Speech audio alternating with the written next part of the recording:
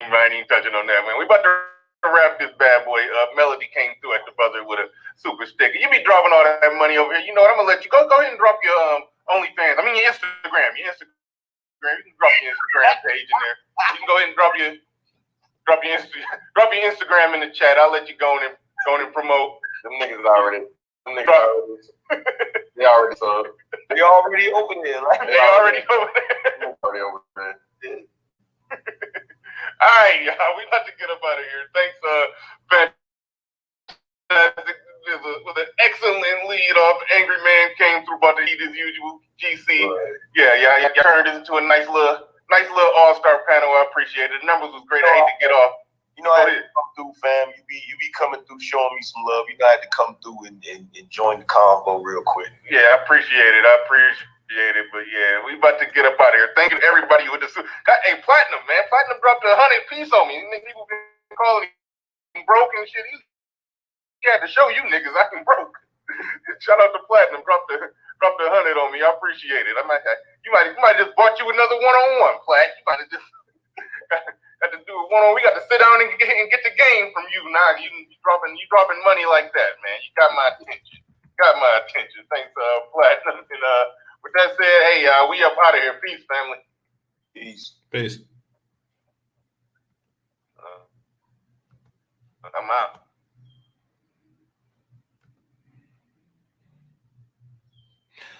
All right, so welcome to the Game Changer 00100 show. I'm your host, Game Changer. Here's the question. Why were drugs sold in 1995? I think that's a fair question. I think that's one that Black people really need to ask themselves. I mean, it wasn't just sold in 95. It was sold in 96, 97, 98, 9, 2000, 1, 2, 3, 4, 5, 6, 7, 8, 9, 10, 11, 12, 13, 14, 15, 16, 17, 18, 19, 20, and 21. Hopefully it'll stop. But it's really like a deterrent that was created. And brothers sold drugs anyway. Far too many. Now, really, the three strikes law was wasn't created with drug dealers in mind, believe it or not. There was a girl from Petaluma, California, named Polly Klaas, who was kidnapped by a multiple offender.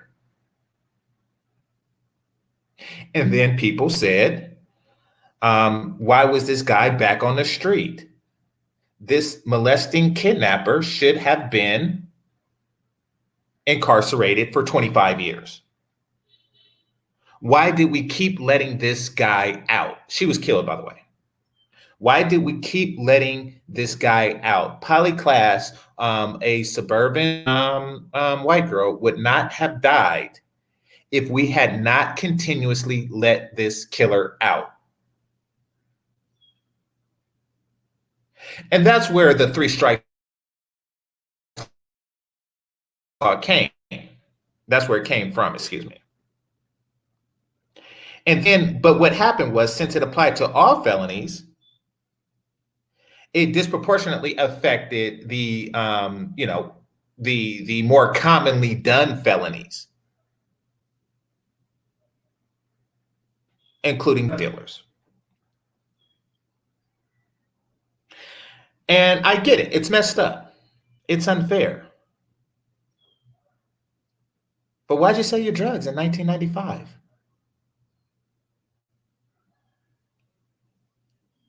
I mean, I don't get that. Like, could somebody explain it to me? Perhaps a learned individual can tell me why, if you have a bill in 1994 saying, this will happen if you do this, why did you do this? It's kind of like you hear about those countries where they chop off your left hand or your right hand if you're a thief.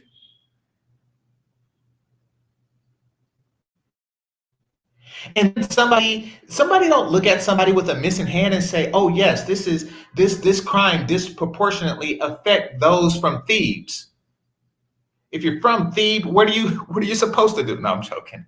I'm joking. Shout out to all the brothers from Thebes. But nobody actually ever say that. No one actually ever says, hey, if I steal a bag of olives, somebody is going to chop my hand off. So not only am I going to stop stealing olives, I'm going to stop making music about olive thieving. I'm going to stop working at the Olive Garden. And I'm just going to not do it altogether. The punishment far outweighs the crime, therefore I will not commit the crime. But they did. And they continued to do so. They continued to sell drugs. Some of whom even seen individuals go to jail for 25 years, and they did it too. Not once, not twice, but thrice. Why did they do it? Is the question.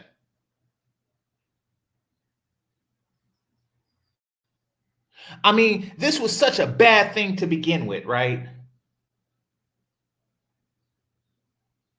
This was such a awful thing to begin with, right?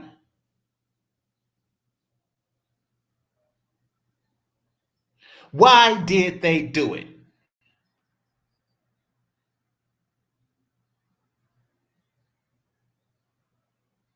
Well, here's my answer. My answer was because the community championed them. They wanted to be champions of the community. You see, in 1993, nobody was saying, don't do it. Nobody was saying, that you are a bad person. You are turning young women into whores. You are turning young men into killers, and you are turning babies into crack babies. Nobody ever said that to them. Listen to the music. Gangsta, gangsta. That's what they're yelling. It's not about a salary. It's all about reality. They were championed against this. They were championed to do this. Somebody told them that they're decent human beings. I could be out here knocking people over, but instead I'm doing right, is the way they see it.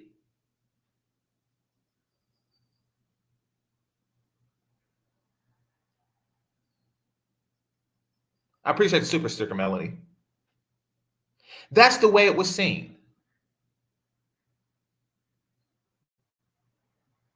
And even though I had to sell rocks, felt good putting money in your mailbox. Who didn't want to do that? Who didn't want to be a part of something that was just so championed by so many in the community? Who didn't want to be that? Who didn't want to be a part? They were running the risk. It was, because trust me, I was there. It was so enticing. The community made it so enticing to be this person that they continued to sell drugs in 1995. 1995 happened, and people were arrested in 1995.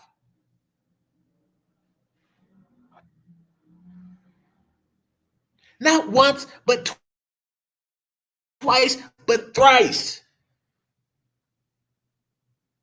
You got caught 2 times doing it, and you did it again. Why? Because you wanted to be that ghetto superstar that they were singing about.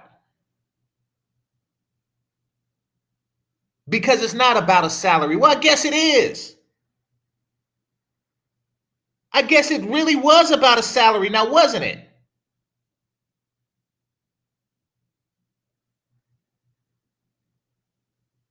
But nobody wants to credit the brothers like my father who got a salary.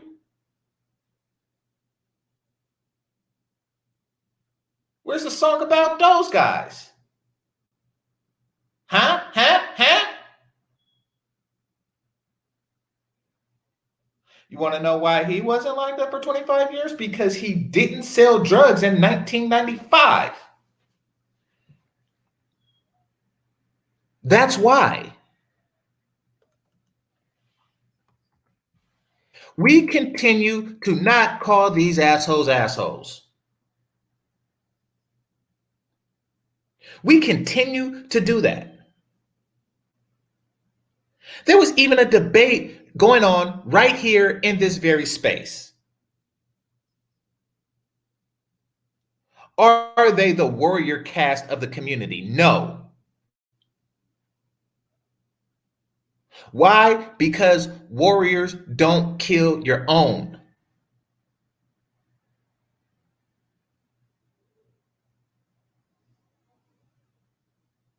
Where's the warriorism in that? Warriors protect their people, not exploit them.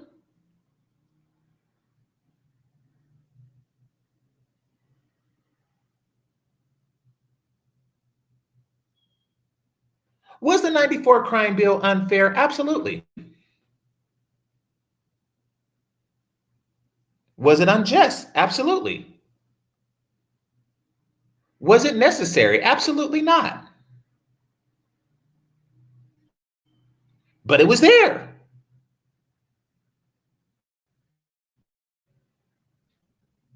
And you did it anyway. Am I faulting the people who did it, who committed the crimes in 1995? Absolutely not. At least not entirely. I shouldn't say absolutely, but not entirely. I'm condemning a community that championed this behavior. A community that said it's not only okay because as long as you're not knocking down old ladies,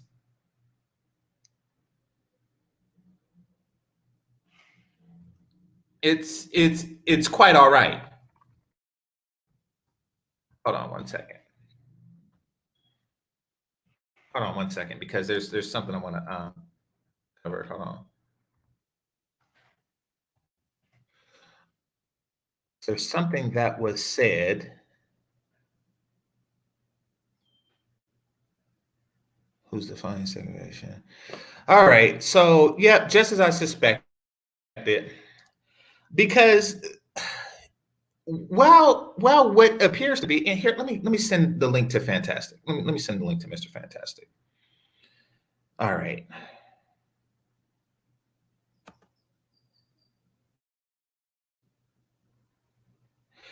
But and maybe he can help us with that. But he was saying that there was some type of honor amongst thieves and drug dealers back in the day because they weren't knocking down old ladies. When they did their drive-by shooting, they put the safety on for the old ladies. When they shoot up a block, they before they do some reconnaissance and make sure it wasn't no old ladies on the block. Because they're just such good people, right? So that was brought up. I'm thinking, and then he said, without these guys, the new generation just turned into some, smacking assholes. They just turned into some lady smackers. They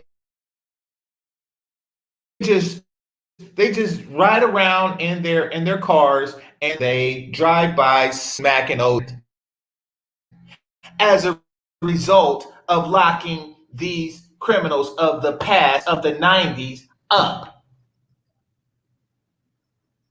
That's what happened, right?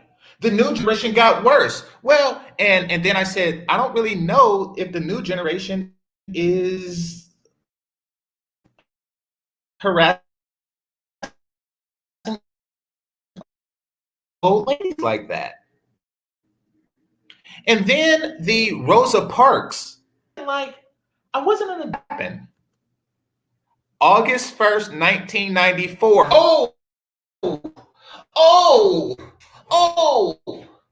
1994, the same year as the crime bill. Oh, Rosa Parks was robbed and beaten. Oh.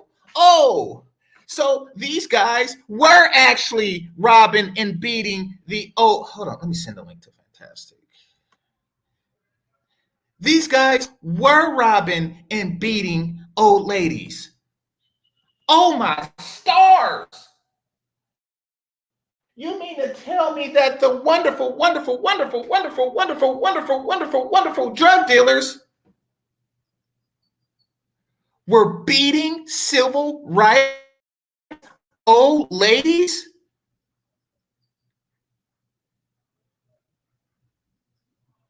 But, gangster.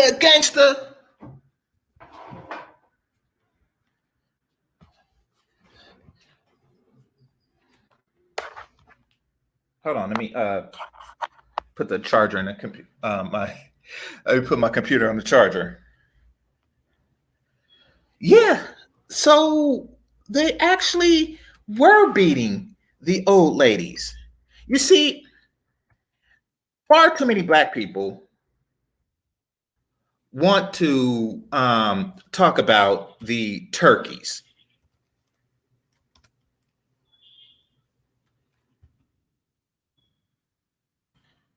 They want to talk about the turkeys of old. And what do I mean by turkeys? I'll tell you what I mean about turkeys. Frank Lucas and I guess Bumpy John, not Bumpy Johnson. Bumpy Johnson caused all this chaos and destruction in the community, and then on Thanksgiving they gave out turkeys.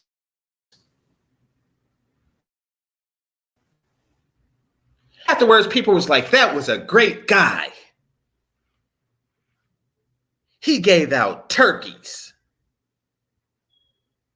What a great guy. Yes, he led to a sequence of events that made my mother a prostitute. Empty bellies are a direct result of what he was doing. But turkey, he used some of the money that he got to give people a turkey.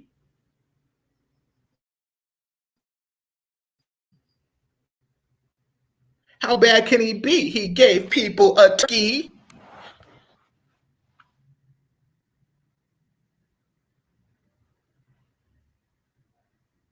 If it wasn't for turkey, Austria would go hungry. Get it? Turkey, as in the country in Austria. If it wasn't for turkey, Austria would go hungry. Yeah. Okay. So yeah.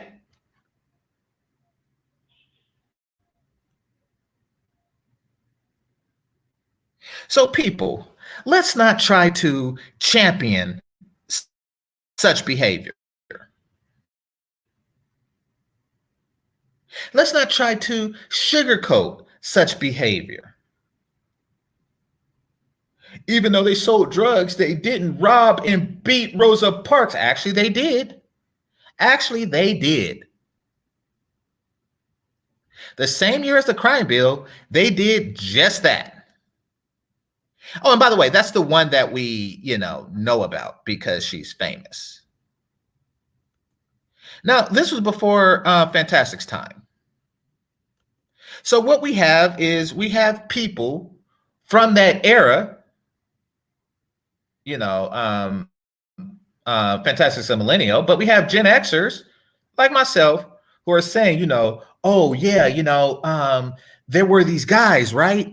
And they sold drugs, but they had a code of ethics when they sold drugs, and they were actually, decent dudes, and they excluded certain individuals, right? And they were decent human beings to a young man who wanted to be a drug dealer like them, but they didn't feel qualified. And because they didn't let him into a life that they let everybody else into, that's okay.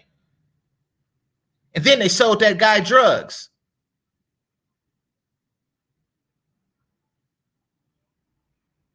This was the biggest cultural phenomenon of assholes I've ever seen in my freaking life. Period.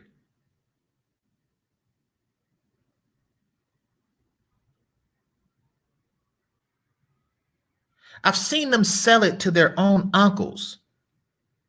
I've seen them sell it to pregnant women. Definitely the kids. That was just a cultural norm.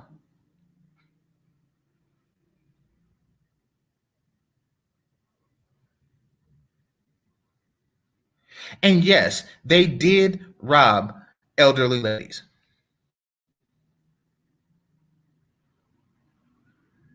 And they did create an environment where the people who used it, even if they had ethics, the people who were addicted to it had none. They had none. They would do anything for that $10.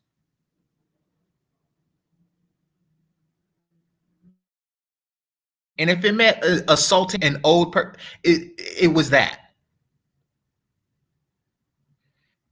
Has there ever been anything worse since?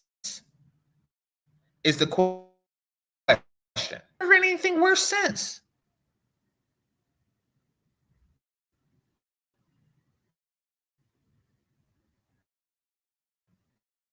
Is there something worse than like the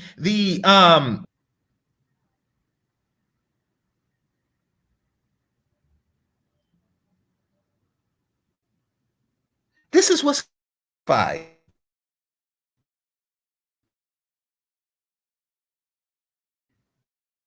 No, it's holy again.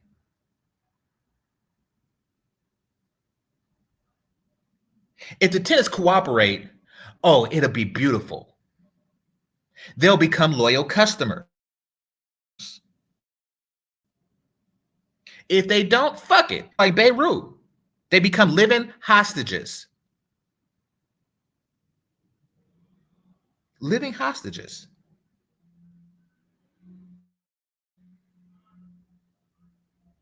One of the saddest scenes of that movie was when they were doing that montage, do things, do things, do things, bad things.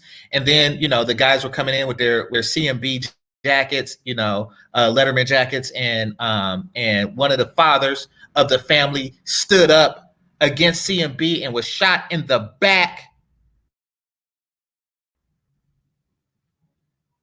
He was shot in the back for standing up, trying to protect his family. And now he's gone. And his family is being raised in what Nino Brown called Beirut.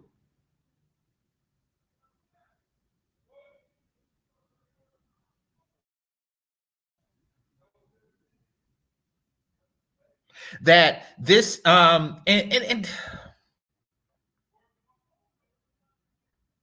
age to have seen this.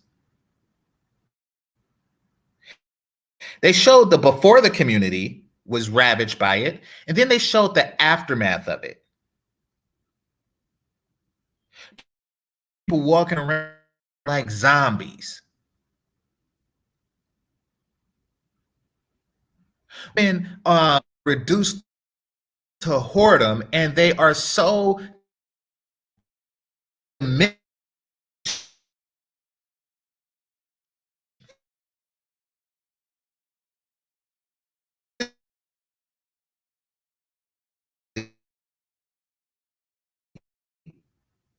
they can't even function as whores.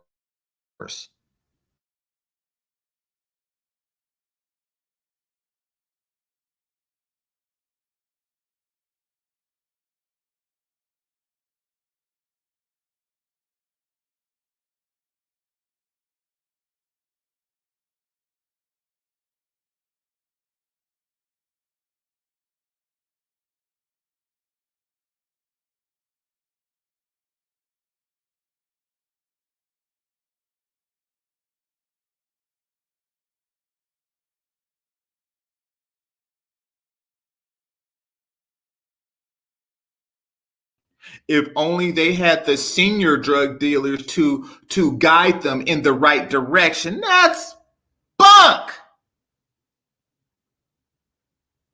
That is crap. Because the senior drug dealers had a code of honor and now they're behaving without honor and ethic. No, I was there for both. They were far worse.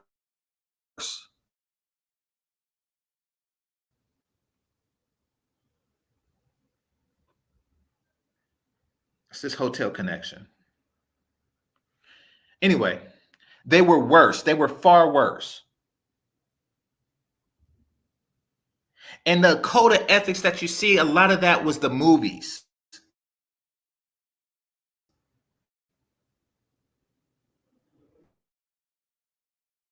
In The Wire, where Bunk was talking about, we had something back then and blah, blah, blah, blah, blah. That's bull.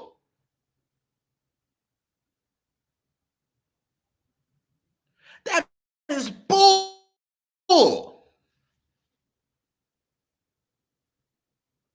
Complete and total.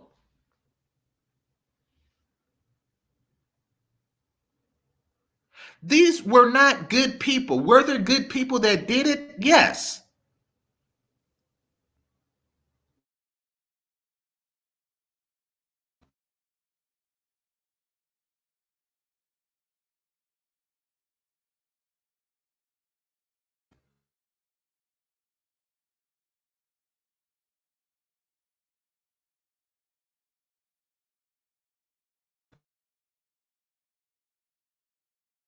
But the movement and the other generation destroyed the community.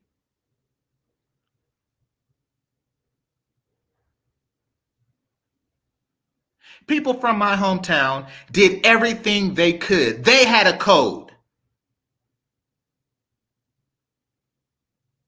They had a plan. They had a belief system. They had ethics. They had morals.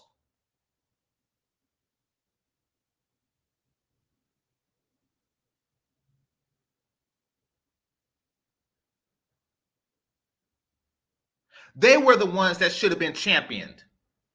They were the ones that you should have made songs about.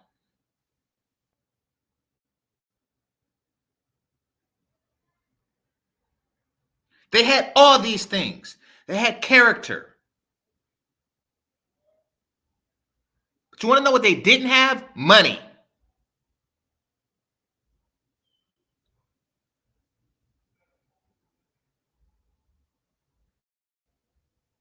So it wasn't as popular amongst the rank and file.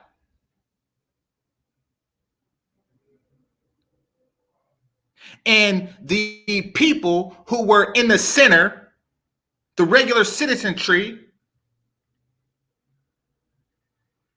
instead of saying, I don't care where your money comes from, I don't want your drug money, they championed them. And the young men, and in some cases women,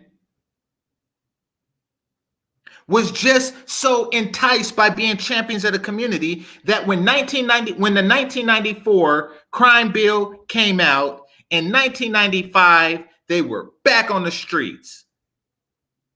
They didn't care.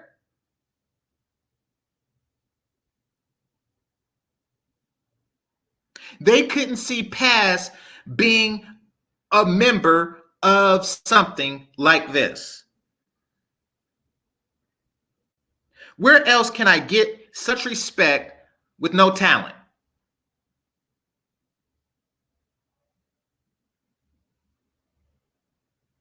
If I had to, the only way I could get such respect is if I were to become exceptional, an exceptional athlete, an exceptional academic, whatever.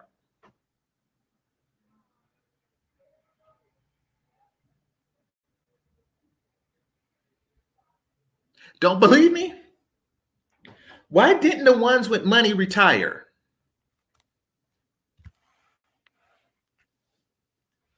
Why didn't the ones with money retire? Y'all remember that movie, Paid in Full, when Mekhi Phifer was like, yeah. A Nagaga got dough. A Nagaga could lead the game.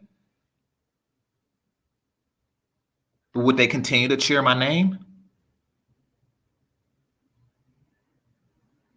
They were doing it for the fans. They were doing it for the people that champion such behavior.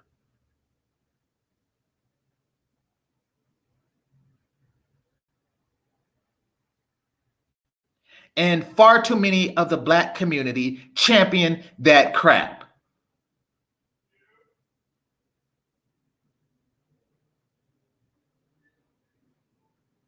Far too many members of the Black community house their money. Like, let me put my drug money in a safe in your store.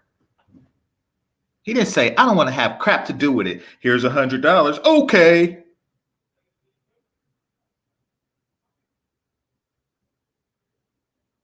They champion the behavior.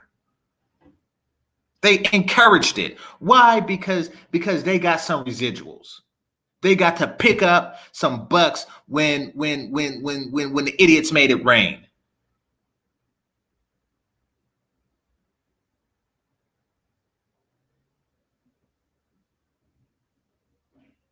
Somebody makes it rain and they just picked it up. And then when those same people that was making it rain in 1993 heard about the 1994 crime bill, they said, you know something, maybe now is a good time to retire. The community said, okay, but if you do, I'm going to stop cheering your name. They cheered their name all the way to 25 to life.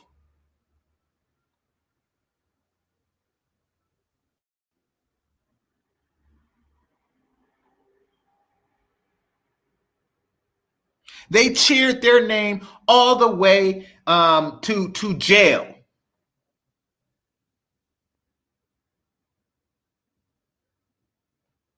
Dealer, you so fine, you blow my mind. Hey, dealer.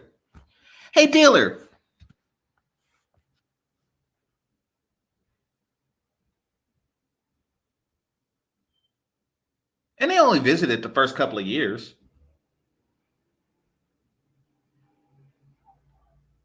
Why? Because you're no longer used to them.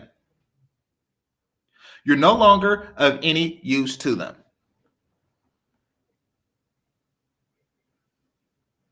In a very real way, I feel bad. You were used.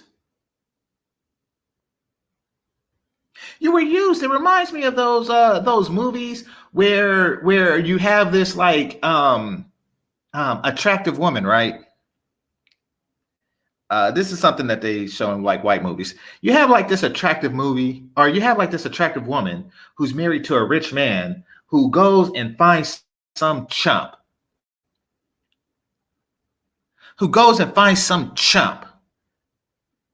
And say, oh, you're so sexy. I will give you all of me and do anything you want. But my husband is so cruel and abusive. You know, while he's alive, I can't just completely be all the way yours as long as he's alive. I so wish that someone would take care of this situation. And then the guy goes out and kills the husband, and he goes to jail for life. And she just laughs and laughs and laughs.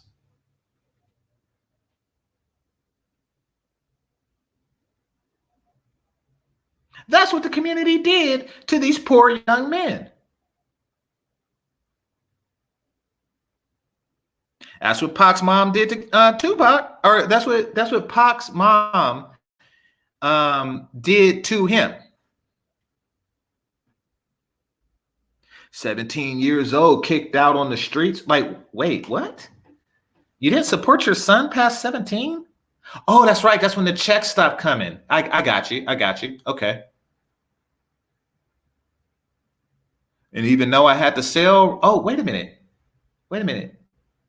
He sold rocks and put money in your mailbox, even though you kicked him out.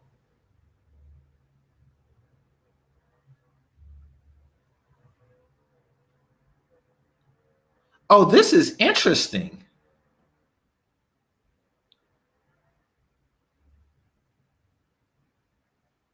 So these young boys are raised in an environment where everybody loves you as long as you sell drugs, and they benefit from you selling drugs.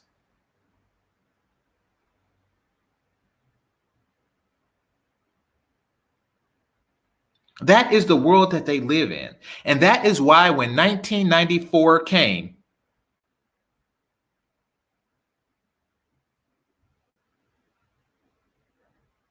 and the drug bill was passed, they still did it. We made the prize too enticing.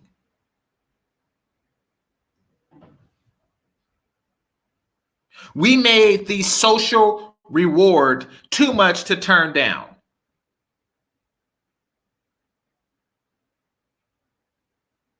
And the same things we say today about why they did it is the same arguments that was used to justify them doing it in the first place. Oh, pharmaceutical companies, they sell drugs.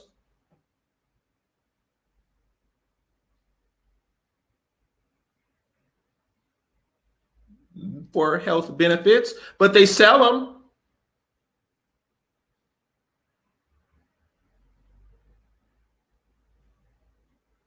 So this is really the same thing.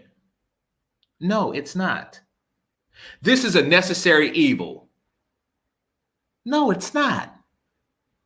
There's nothing necessary about that. There's nothing necessary about crack or heroin. How's this necessary? The world would be a better place without it. It's not necessary.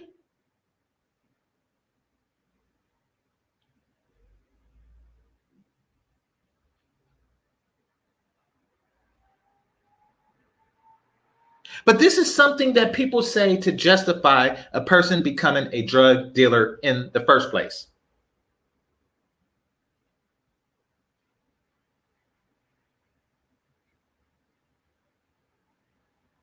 People say stuff like, two wrongs don't make a right. Absolutely. The 94 crime bill was wrong, and drug dealers were wrong. And the 94 crime bill does not make drug dealing right. It simply doesn't.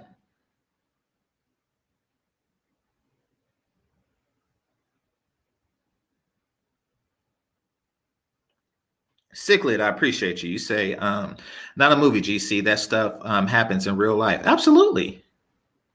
Absolutely. But one of the things that people who weren't there do is they try to romanticize the drug dealers of old.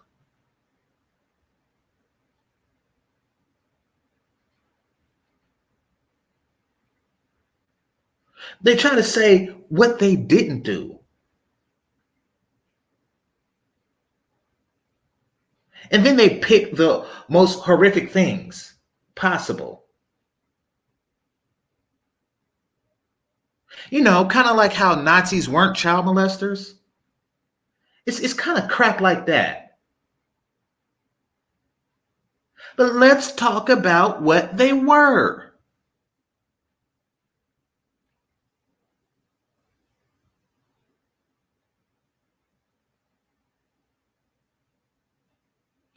Now, is this me crapping on drug dealers? Partly. But more importantly, this is me crapping on those who support the behavior behind it.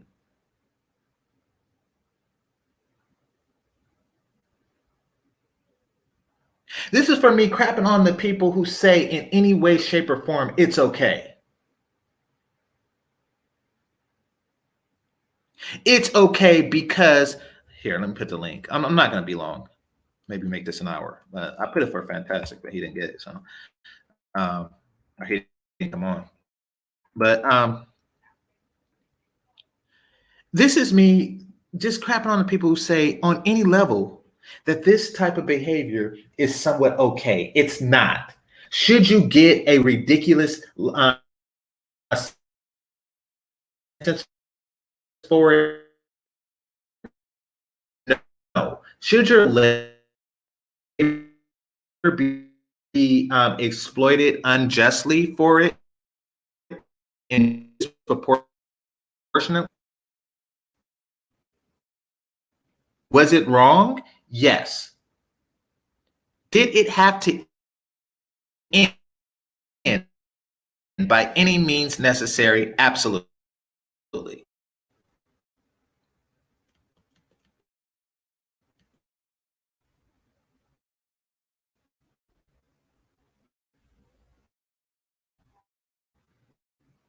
What the? First of all, we all seen the thing in '86. We know that trend was already existing. But why was the parents criminals?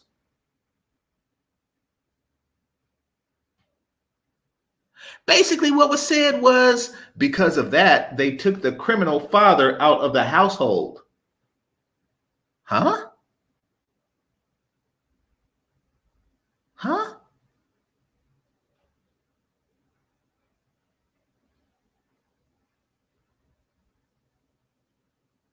Huh?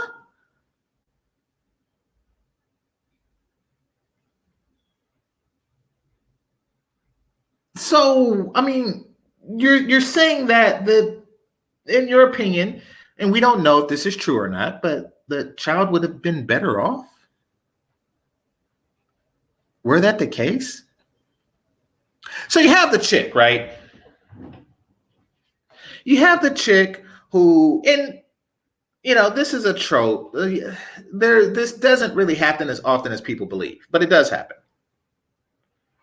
Who got with some guy who she knew was a criminal, who was attracted to him to the point where she decided to have a baby. Maybe he was bow-legged. Who knows? And perhaps she was attracted to other aspects of him besides his criminality. Anyway, so she gets with this guy who bow-legged, has a baby, and what they're saying is that this criminal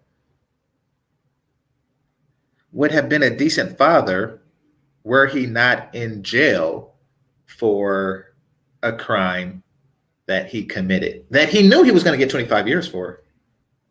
He knew that. But a guy who knowingly commits a crime that you get 25 years to life for would have been an excellent father and role model? And role model?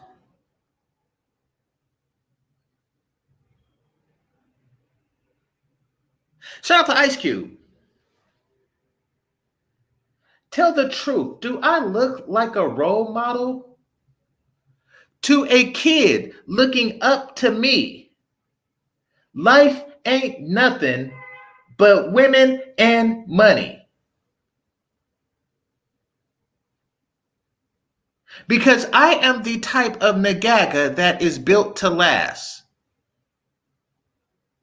And if you F with me, I will put my foot in your ass.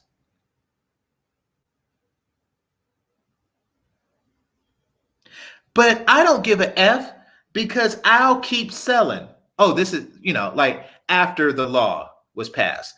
I don't give a F because I'll keep selling. What the F are they yelling? Gangsta, gangsta. That's what they're yelling. It's not about a salary. It's all about reality. Gangsta, gangsta.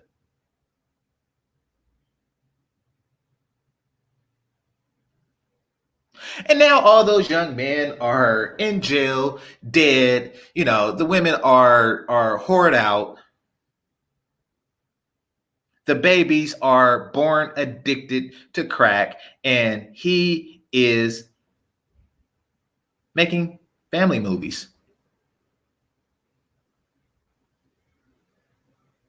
Life's strange.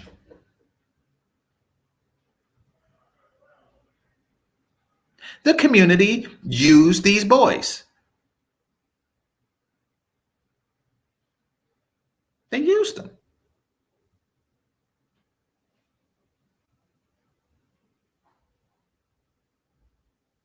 And to this day, we still either sugarcoat their behavior or glorify it.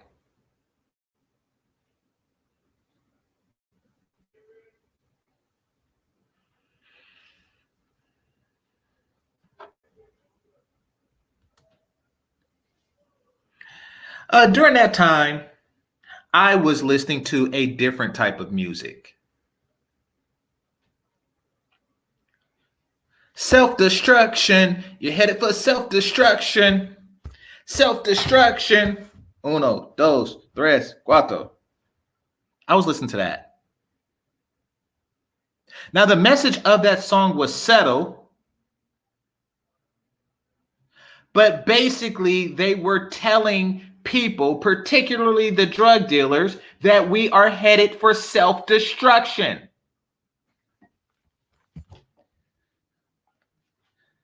So yes, while everybody else in the community was encouraging this type of behavior, there were people who attempted to discourage it. And they lost.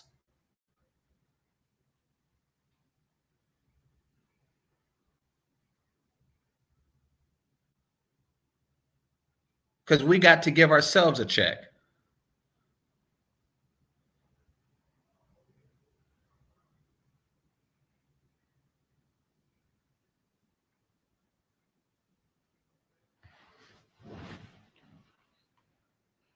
But what do I know? I used to listen to MC Hammer. What do I know? I'm not saying outwardly condemn, people, especially those who change their lives. But don't sugarcoat or deify what was done.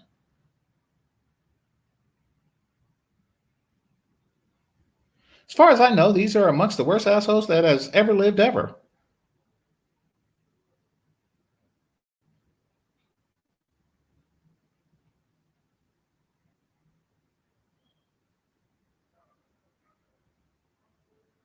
Now, an asshole can be a victim too.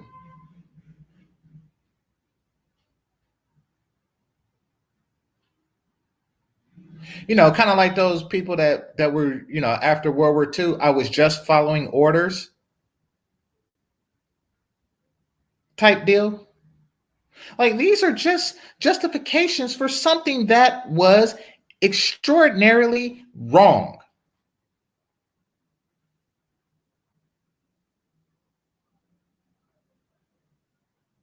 But you had to see it.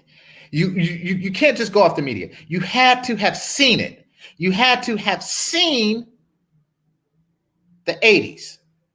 You have to see the before and after.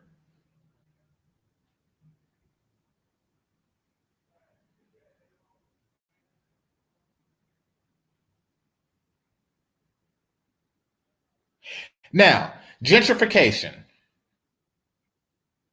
That was also brought up on Bernard's thing. And here's the thing about gentrification, the funny thing about gentrification. You want to know the first time I heard that word?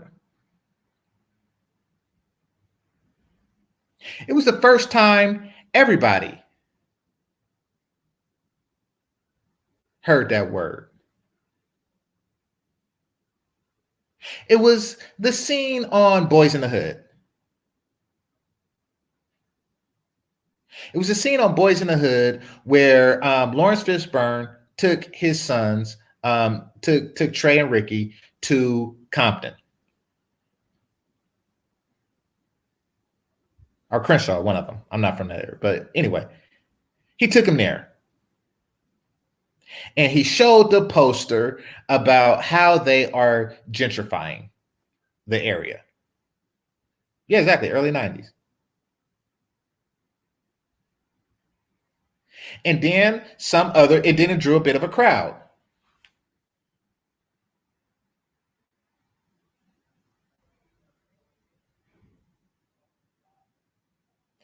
And then somebody says, yeah, but what are we to do? You know, most of us don't even own our homes or something like that, right? And then the OG just straight out said, keep in mind that this guy wasn't a boomer. He was a traditional.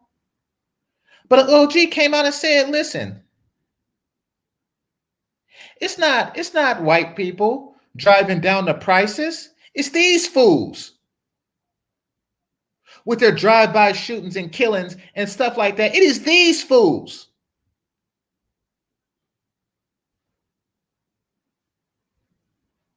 They made the neighborhood unlivable. Brothers left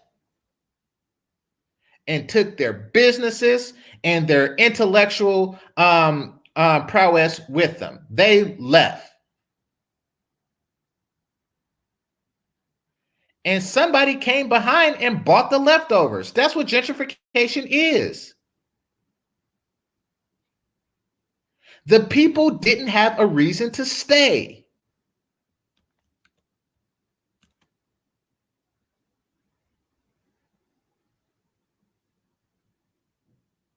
They could have sold their drugs anywhere.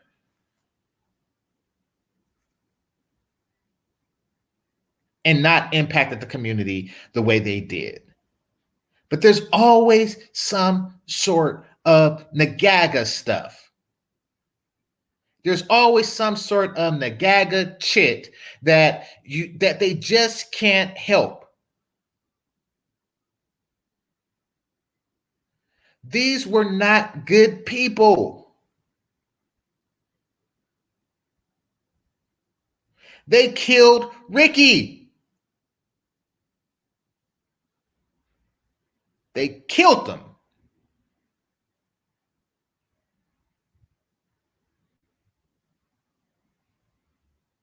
This wasn't Radio Raheem that was just minding his own business.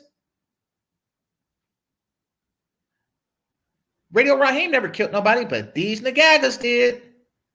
And he wasn't in the game. See, it wasn't enough to have the money in the community and blah, blah, blah, blah, blah, blah. Nope. They just had to go bumping into people. Oh, I'm hard. Oh, really? Because he's on the football team. You want to just fight him fair, one-on-one? You want to do that? You want to fight a young Morris Chestnut one-on-one? You want to do that since you're just bumping into people? Oh, no, I need a machine gun because I'm hard with my machine gun. I'm a tough guy with my machine gun. Nobody messes with me with my machine gun.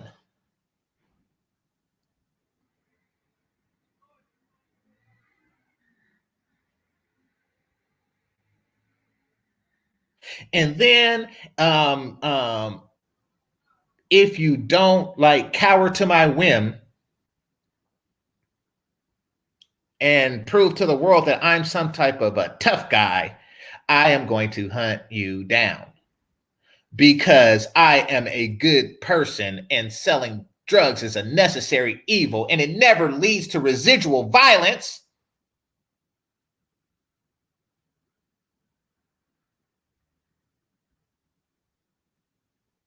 Arming a group of people is never going to have a residual side effect and an impact on a community. Nope. They're all going to use it justly to protect their drugs against thieves. That is what all of the violence is all about. And that is why only drug users and crackhead get it. Ricky never gets it. And young men don't get it. And then they say, I got the juice and become freaking lunatics. I was there. They're not good people. They sold it to their own. They sold this one dude that lived in the apartment next to me. I was like, dang, dude, you sell it to your auntie? You sell it to your auntie, and your mom was protecting you as you did it. Her sister. Let me find out. Game Changer, an Arrested Development fan. I don't know what that is. Is that a music group or I heard of a TV show called that? You know. Oh, so that's a music? No, I mean, like I said, I was into like Public Enemy, Kid and Play, and stuff like that. You know, I mean, you know, NWA was decent to listen to, but the message was just killing me. You know, in fact, I got into it with some of the local people. Not got into it like a fight or anything, but people. I guess I was a weirdo even back then. You know, because I was criticizing Pac. I was criticizing Pac right before he died because he used to make music like Me and My Girlfriend, and I'd rather be an NIGGA, so we could get drunk and smoke weed all day. So I see I was more of the Kid and Play, Will Smith, Fresh Prince, mind state. House music. Huh?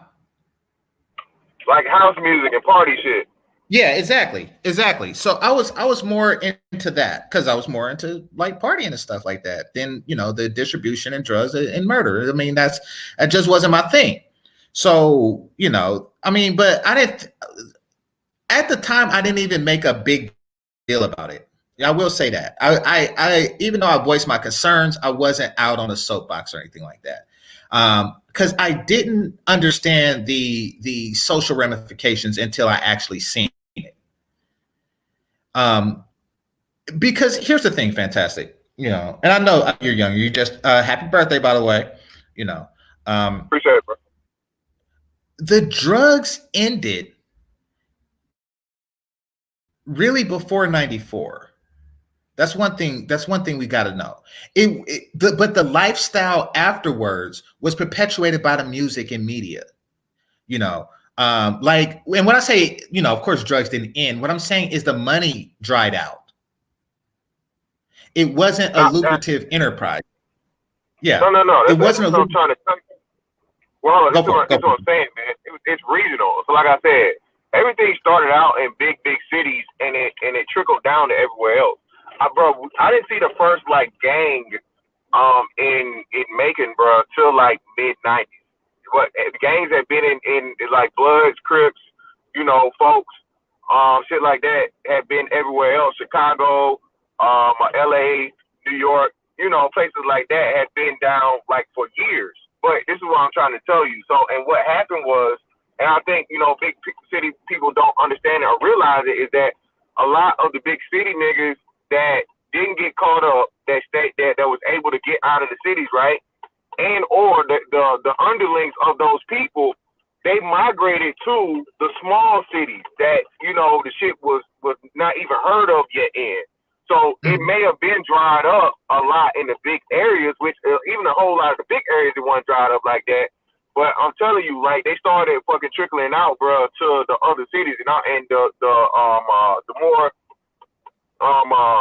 rural areas, or like, I ain't saying like the country, but like your Savannahs, your Macons, your Augustas, because the only real big city in Georgia everybody always know has been like Atlanta, right? Even Savannah wasn't really that big city-ish, you know what I'm saying? But that's what I'm saying. It started trickling down mid-90s to everywhere that it hadn't touched yet. You feel what I'm saying? So although it's your experience, your region where you're from, the shit's dead and gone. But I'm telling you, it's not like that for the places that was on the outskirts. That was actually like the safe haven that they ran to for the alternative. Because like you said, they hit the big cities hard because that's what's important to the politicians, because that's what everybody's gonna see. And then still, like in certain places like DC, that shit didn't go nowhere in DC, bro. And Baltimore and shit like that. It was just some cities that was so big and so huge, they couldn't shake it. I mean, it's DC they cleaned up some, but Baltimore still has like a major drug issue to this day. So that's the aspect of the whole drug thing, I guess. So I agree. I mean, I wasn't from a rural area, so I don't know. I knew it dried up and people were just doing it even though there was no money involved. Like 50 Cent said, and get rich or die trying. Like I'm making less than the minimum wage. But I don't doubt that it did reach other places and, created a new customer base as well as, I see that happen. In fact, I think I seen a documentary called Something in Little Rock. And they had young dudes there and they said before this happened, the worst thing that happened in Little Rock was somebody stealing a cow or something like that. And, so it's infectious. It's not just a financial incentive. There's a cultural incentive as well. We champion this behavior, and this is not something I'm accusing you of doing. This is something I'm saying we as Black people have done far too long. We do it in our music. We just do it when we make excuses for them. These guys are victims of something. No, they're victimizers. Fantastic. And you say you've seen it too. We both seen the worst of it. These were not something that should be championed, and the reason why it spread not only to the more rural communities. Thank you, Banging in Little Rock. Thanks, Complex Son. And that's one of the reasons it not only spread into the rural communities. I even seen it in Australia. It was weird. I seen it in Australia. It's sick. I mean, so I'm saying we have to say, listen, this is a very bad thing. We do not champion it at all. And just because these young men are being victimized and exploited for labor, through the criminal justice system, it doesn't mean what they're doing is right and that they shouldn't have been doing it. They continue to do it after the crime bill was passed, and hence the title of the show, in my opinion, because it was popularized, Like when you say that it spread to places like Little Rock in the rural communities. So after the crime bill was passed, they just started lifestyle because it was such a cultural norm to us. It was so championed in our culture that a young man could not turn down the temptation of doing this, even at the risk of long-term incarceration. I mean, we made it that way. Through music, through songs, and also through just interpersonal conversation, that this is okay, and it's justified because, and this is gonna be a shot, fantastic, but it's justified because it's a necessary evil. Come on now, we got to do better. This is not necessary, and you're a jackass for doing it. You're destructive, disruptive, and yes, what was done to you as far as the '94 crime bill, the sentence most certainly don't fit the crime, but what you're doing is highly destructive. Your thoughts? Fantastic. You there? Oh crap! All right, can anybody hear me? Because I'm in the hotel. Yeah, I'm here. Give me a second, bro. Okay. All right. So that'll give me a chance to shout out Maury Mo. I appreciate the $9 super chat. You say too many of our women love street dudes selling drugs and doing crime. Gets you so much booty. It's not even funny. You get called lame and boring when you ain't street. And yeah, that could be the case too. Like, I mean, at least according to the movies. At least according to the movies, you will get it. Now, there is a cohort of women who just like those dudes, you know, and there are some dudes who do it because if they didn't, they would not get any sexual attention whatsoever, like at all.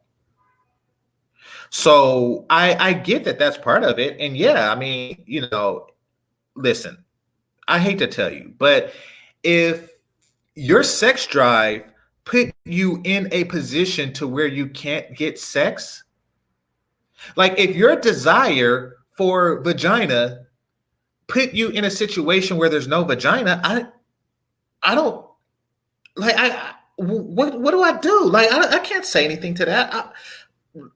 Trust me, if it wasn't for YouTube, I just ignore situations like that because it's just so bizarre and ironic that I just like, you know, what do I say to that? Like you're in jail because you wanted vagina is basically your life story. I just stay away from that logic because I don't understand it. You know, I mean, like there's just certain things in this world I don't understand, and I just let it alone. And before this, I leave it alone. I left it alone, but I just don't want to continue because I've always lived in this community. I don't want to continue to live in a community where this behavior is excuses are made for it, it's championed, and it's condoned. And we even look at it as victims. These young men are victims of something. And yes, two things can be true. You can be a victim and a bad person at the same time. And fantastic, you actually brought this up. Like certain people who are, and I'm not going to name names because then it'll derail the conversation. Certain people who were victims of police not following procedure were not necessarily good people and should not be remembered as such. Being a victim of something doesn't automatically make you a good person. Yeah. Look, man. Like I said, I agree with you on that. And again, my most important thing, man. I'm not. This is not in defense of the drug dealers. This wasn't in defense of whatever. What I was saying was, and when you came into the thing, I don't know where you came into it. Was the fact of the matter that at the end of the day, all criminals are not created equal. All right, and even to say, like I say now, and this is where we get into like. It's a morality question more so than anything because when you have this thing to where you literally have a state now that says no drug is illegal. All drugs are decriminalized. Now, you know what I'm saying? At the time it was a crime, but now, so like I said, so if you're gonna have a place now to where you say, okay, all drugs are cool, all right, no drugs are bad. And then we've already seen us, we're like what, at least 5, if not 8 years into weed not being bad. Okay, how is it okay and cool to send someone away for 20 years to life for a weed possession charge if you just, you know what I'm saying, for possession, not distribution, but possession. If you know what I'm saying, if you you know, because of the times. And what happened was again, man, at the end of the day, because all criminals aren't just savage ass motherfuckers, but they label all niggas as savage ass motherfuckers, and they locked away all niggas like savage ass motherfuckers. So what you did was you didn't even leave the opportunity or the window for the good guys to become the bad guys to become good guys and change, or for them to have some type of influence and quell the young motherfuckers, man. See, I don't think people understand, even in, like I said, even in the most savage of what's the name, right? We'll take a dog pack, right? Like the wolf pack. In the wolf pack, you have the fucking alpha wolf. If you remove that fucking alpha wolf from the dynamic and he dies, all hell breaks loose. Because you know what? Now everybody's trying to become the alpha wolf, and there's no clear second in command or in line. So you have, you know, everything goes. The women, the girl wolves don't know what the fuck, who the fuck, or who to get a pussy to, who not to, and where your thing is, because now you took away the motherfucker that kept everybody in line. Power at the end of the day, whether it be corrupt power or just power, is that. So what happened is, man, when they just remove everything and you put the fuck, you make literally the asylum, the fucking you let the fucking patients run the asylum. That's when everything just got also fucked up, because there's even no rules or anything involved. You can even, and it's not just a black thing.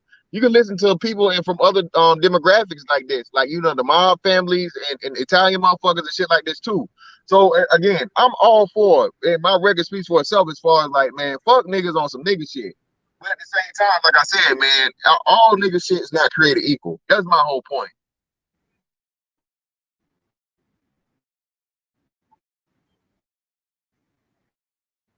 Agreed. And I mean, because, you know, you do create a problem and you turn a person violent and, for the sake of protection, who probably otherwise wouldn't have been, or he just submits to the violent criminals, and, you know, it causes all kind of psychological problems that he brings to his society when he gets out. You know, I definitely agree with that, you know, but I just don't want us to, and granted, I did catch, I only listened like 10 minutes before I got on Bernard's panel. So, you know, that's my bad So that's you know, that's what the took the disconnect conversation was. in a different direction, or I overlooked the content. Can you hear me? Yeah, that's what the disconnect was. You didn't pick up all the context of the convo. Is it me or Fantastic? It's probably me. I can hear no. GC was Borgen for a second there. Oh, okay. So I'm clear. Fantastic, you're good. Okay, all right. So just so I figured that's what it was. You came into the convo where you just heard the part where we started on the crime bill and the vacuum of the black men. I wasn't saying that in defense of so on and so forth. It was just an expansion of something that we've been going on, like I said, for that point, 3 hours, man. So just to clear it up, bro, like I said, it wasn't in defense of the nigga shit or niggerdom. That's not it was. It's not defending criminals. It's just saying that, you know, even me at the end of the day, I understand that if and when you have this and we have this issue and problem in the even in the military, bro, of where, you know, everybody gets punished equally, but no one gets rewarded equally. We constantly complain about this shit, right? One person motherfucking does something good, only that person gets rewarded. One person fucks up, they punish everybody at the fucking job. You see what I'm saying? And that's the issue and problem that was had with the whole 94 crime bill and everything that expanded from it. People just look at the crime bill and say, okay, it was a crime. No, it wasn't just a crime bill, bro. It was much other. It was layers upon layers upon layers upon layers of things. And the people that suffered the most were niggas. And regardless of what you were, like I said, it was a fishnet used to motherfucking, hey, you a nigga, you broke the law, fuck him. Throw his ass away for life or damn near life. And it is what it is. You shouldn't have broke the law. And that's bullshit. Well, that was the intention. That was the intention. You want to elaborate? Yeah, I mean, California's was the model. Okay, the crime bill passed in 94. Weed was legalized here in 1996. But when legalization happened, guess who continued to go to jail? And when we got into the early 2000s, when storefront dispensaries and the boom happened with weed, guess who continued to not only get thrown in jail, but guess who also sat as the attorney general in the state of California while there's a hint, Kamala Harris, kept brothers in jail. Not only kept them in jail, but kept them in jail purposely to put them on the front lines to fight forest fires out here. Kamala Harris. Only to have those brothers who received all of the same type of fireman training that you would then go get a job to get paid about 80 to 100 grand for a year, but they get out of jail and guess what they can't do? Go get jobs as firemen. Yep, can't get jobs as firemen because you're a felon. And she's on record as stating, like, no, we need to keep them in here because we have fires to fight. You see? So it's not as if... she loves putting... Go ahead. I just want let me finish this point here. It's not as if California wasn't actually the model for all of this shit. No, I mentioned that the 3 strikes law started here with polyclass. Yeah. You know. Yes. Yeah. Yeah. It all started here. like if you ever want to look, you have to look at California as the model for the rest of the country in all things. It is. Yeah. Drug legalization included, because it was the first state to have it done here, and this was back in the 90s. Okay. You want to know how many homies that I have right now that were academically just as competitive as I was back in high school, but then done bids because they got pulled over and they had a quarter ounce on them and got popped for distribution on a fucking quarter? How do you distribute a quarter ounce of weed, bro? Like, I could smoke that in a day. You know, but that's just how they were trumping shit up against brothers. No pun intended. Look, if you want to know why the drug game hit all of the rural areas, because it got legalized here. Where do you think the drug dealers went? They got froze out of the market. California said, well, look, we're about to legalize. I mean, banging in little, wait, right quick. Wait, come on now. Banging in California was a problem in like the 90s. You're talking about marijuana in 96. That was medicinal marijuana and stuff like that. No, but, GC. No, a lot of dudes hard. Wait, oh, he's barking again. You know, like crack stuff. He's barking again. Yeah. Your internet connection is pretty bad. Different case, and that's never been, you know. No. And don't get me wrong. I'm not talking about somebody who sells a zip here and there. You know, I'm talking about people, and that is, you know, why you have the gangs and people who actually aren't even making money, but they're living a lifestyle. No, just to be up something that I think that Harris's method was ethical. No, not at all. And I don't even think it was. No, the gangs took it to the other areas. That's where you have Blood and Crips popping up in the most random ass places. Because they look, when they started to get froze out of LA, when the drug war really popped off, they didn't want the smoke like that. They went elsewhere. That's how it ended up in all those other places. A lot of dudes left LA in the late 80s and early 90s, right? When Reardon got elected. Okay, this all goes back to the early 90s. We got to start with the peace treaty. Right? We got to start with the peace treaty. Because right after the peace treaty happened, legalization happened.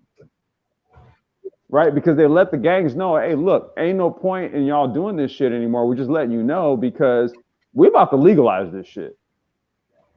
So it's, you know what I mean? So we go back to the early 90s when Richard Reardon became the mayor of LA, and he came in, there was backdoor meetings, and I'm trying to remember the brother's name. He's in a wheelchair. Fuck. He was the dude who basically mediated the truce. And that's where like the whole shift happened right then and there. Right? When Richard Reardon became mayor, and he had already intended to go ahead and push for legalization, and he was trying to dead all the street shit because he was like, look, ain't no point in y'all continue doing this shit. We about to legalize it. And just real quick before what's her name goes, not only did she do the keep them in, they say she actually is evidence she repressed evidence that would have allowed brothers to get out too, man. So again, man, like I said, you know what happened was, she got sued by the Supreme Court over that shit because that dude was slated to get executed, and they was like, well, wait a minute, no, hold on, you mean he's got evidence on the docket that would prove his innocence, and you guys aren't trying to hear it? Dude, the Supreme Court forced her, and the brother, his shit got heard, and he was released as a result. Yeah, man, and like I said, man, sounds like Marilyn Mosby in Maryland. What just the whole aspect of it, man. Like I said, when you really get into it on the surface and shit, and I want people to take this shit away from it too. When I talk about the shit like no nigga shit and hitting shit hard with a hammer, and being extremely hard, I'm talking about hard nosed motherfucking, like I said, drug dealers, killers, and gorilla ass niggas, bro. Like I said, bro, I've never lived in Chicago or New York or Cali or no shit like that, but so on and so forth, bro. But I done seen some gruesome shit go down over just like little drug money. You see what I'm saying? So like I said, so I'm from a place of where niggas get killed over dope money. That ain't even dope money in other places. You feel what I'm saying? So I've seen the dirtiest of the dirtiest shit happen. I've seen a little place, a little town that was like, you know, one of the nicest places on earth, considered to be one point in time, turn into the total complete opposite, bro. All because like you said, niggas migrated away from the areas, whether it be, I know we didn't get that far away from Cali, niggas out and making this shit, but I'm just saying from the big cities, man, because of the shit that happened, expand out, and again, it trickles down to the smaller individuals in the smaller places. Bro, fantastic. Yeah, niggas in places like Georgia and shit got Cali strains. How the fuck did they get out there? Well, that's a good point. That's a good point. You know what's funny? I don't know if people remember it, but yeah, go ahead. Outkast actually did a skit about that. They had like that was one of the intros to one of the songs. He's like, damn, they got a $50 plane ticket on it, nigga. From that Cali, that Cali weed. Oh, niggas got a $50 plane ticket on it. Stick season everything, huh? He's like, yeah, man, I just said it to you like I get it, dog. So yeah, real shit. When I was in Chicago, right, and my wife was dealing with her condition. Okay. I was getting shit from somebody up on the ritzier side, on the north side of downtown Chicago. It was all Northern Cali shit. How were they getting it? That connect, that West Side Connect. So I mean, it's a destructive and disruptive culture, and it's spread. You know, it's spread throughout the community. I don't think that it should, even though these are victims of something, I don't think that it should be that their sin should just go unnoticed. You know, these were not good people, and they did cause more destruction in the community than, you know, mostly any other group that's within the community.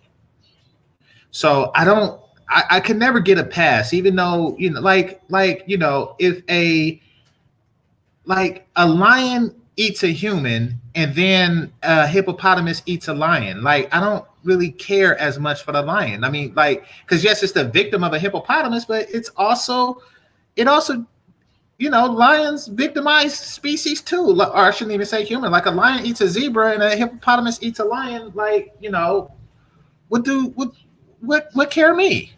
Well, let me ask you this, Game Changer. So in the crime bill, they did have 100-to-1 rule.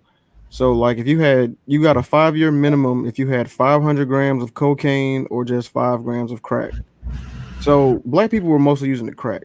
So that means you could have 5 grams of cocaine, but you can get a 5-year minimum, but 5 years, you know what I'm saying? So like it clearly was targeted at black people. And I understand what you're saying. It's like, yeah, they fucked up niggas, they doing stupid shit.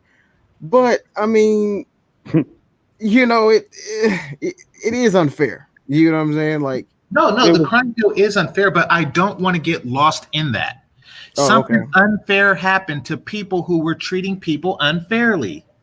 Okay, I see what you're saying. Like, yeah, okay, I see what you're saying. You know, like, so that's how I look at that. Like, that's a good way to put it. I never. Well, yeah, I mean, I'm like this, dude. I'm like this, dude. You say it's unfair, but then I look at what the fuck happened in LA, and I see that niggas largely perpetuated it. Now, let me just kind of like contextualize it. Like, do you know how many people in the world would like to live in LA? Not me. No. I'm now, just saying, not now. Yeah, now, right? No, not now. Well, no, even now, there's people in other places that would prefer to live there than where they live now. So that means that is a place that will always be high in value. And see, we had our own enclaves in that shit, but mere miles from the beach, perfect weather, and all of that, right? A lot of things that a lot of people around the world would kill for. And you know what we did? Pissed it away. Yeah, fucked it off. Yeah. That's true. True, exactly. And that's what in Oakland, that's what they were fighting against. So it doesn't, and that's why the gangs really went there, because it's not a good thing. Now the Kamala Harris and the people who capitalized off of that, that's your problem, LA Divine, about hating Cali. But I mean, like the Kamala Harris and the people who really profited off of it, yeah, they're wrong. I mean, but basically, I mean, they're a super predator, who preyed on predators. And I'm not justifying it, I mean, I don't want to deal with a hippopotamus anymore. I don't want to deal with a lion. But it's let's not forget that this is not, these are not like Boy Scouts. That's all. I see what you're saying. I see what you're saying, but we are feeling the effects of that, of niggas fucking up the crack era, and niggas being locked up, because not a lot of times people weren't just going to jail for crack either. Like that bill fucked up people in a whole lot of other ways too. You get what I'm saying? Like assault, you get into a fight, that's a felony. That's now you got one other strike. You get what I'm saying? Like just certain things like that. But I do see what you're saying about the crack though. Yeah. Well, I mean, what I was saying about that is, the law is unjust, and it does attack something that is culturally black, which shouldn't have been culturally black to begin with. Like, why would selling like an awful drug like that be a cultural staple of your people? But it was, and the law specifically targeted them. I get that. It was done so for the mere fact that if you have a group of people stupid enough to actually do it, well, then guess what? We can criminalize them for it, right? And then turn their free labor, right, into GDP, basically, because it's free, right? And that's what happened. You got to understand, dude, what do you think my dad did for 27 years? He worked in the California State Penitentiary system. Well, so he saw it all. I can tell you all about it. It's fucked up, huh? What do you want to know? I mean, is it like, I'm sure it's fucked up, right? Lobbying for brothers. Well, no, I'm saying my dad was the dude who would lobby for brothers to get time off of their books because of good behavior, because of the good shit that they did, right? Because my dad would see these white dudes who did the same type of crimes and shit, but see, they was routinely getting 6 months and 1 year pulled off of their shit. But see, niggas was doing their whole time. And while they was doing their whole time, what do you think they was doing? Well, I'll tell you, some of the prisons that my dad worked for, they were contracted with Farmer John. If anybody is familiar with Farmer John, they're a large pork producer. What do you think the prisoners were doing? Shit, they turned them into slaves pretty much, huh? Wait. What do you, they don't call it the prison industrial complex for no reason. And now private prisons are making a killing. Now it's on the stock market. Core Civic, Progressive Corporation of America. Well, Oprah and Michael Jordan are invested in them. Yeah. Do you now know it is so easy to create a prison in a city? All you have to do is buy the land, get chummy with the mayor and the governor, and say, hey, listen, this is good. I can build this and I can hold the excess prisons that you have, and they'll do it. All you have to do is not so much. It's not really a good business proposition nowadays, because you have a whole bunch of decriminalization measures in place. So in all actuality, you have. But the thing about it is, you can still make money off it. You can buy old school buses and convert them into prison buses. No. What I'm telling you is that they're actually, because of decriminalization, it's actually not a good business to get in at this point. The reason why is because, like, say for instance, in California, you have prisons shutting down. The Marley family, like Bob, his kids, like Ziggy and Damien and all them. So they have a cannabis company, and they purchased a prison that was shut down and converted it into a cannabis farm. So you have prisons shutting down because they're releasing people. But then you have to look at the repeat offenders. You have to look at the repeat offenders. Okay, but see, there's plenty of prisons for them to go into. But I'm saying that but let's look at repeat offenders. If they repeat a drug offense, but drugs are now legal. They didn't repeat anything, so they ain't going back and nothing unless they commit like burglary or some shit to get the money to buy the drugs. But there's decriminalization happening across the board. There's even talk of like if this whole Biden Kamala thing, you know, if they actually if it ends up happening for them, you know, one of the first things that they're going to push for is they're going to legalize prostitution. Yeah, only for the women. Pimping it will still be illegal, but women can do whatever. Well, I mean, the thing about it is this: that again, it's a reduction in prison population because it's, I don't give a fuck about pimping either. I think those motherfuckers.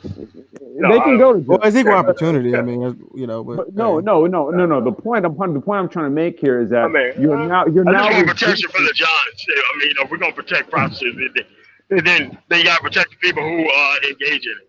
That's what I mean, because now what you're doing is that you're allowing for taxation and all that other stuff, right? See, so the patrons are protected under the legalization measures. The only dudes who would get busted are the pimps and, you know, / game theorists who decide that they want to try to engage in some sort of management activities without forming a formalized company and paying requisite taxes and permits and licenses and all that other shit. Okay, so when you have legalization, then that means that things become corporatized, and then you have to follow said edicts. But the whole point in bringing this up is that it now reduces the potential prison population. So what do you need all these prisons for if the activities that would largely put people in them have been legalized? What's the point? So this is a dead business. It's like, hey, you know what's a good idea is to open up a car dealership when everybody is transitioned to riding bikes.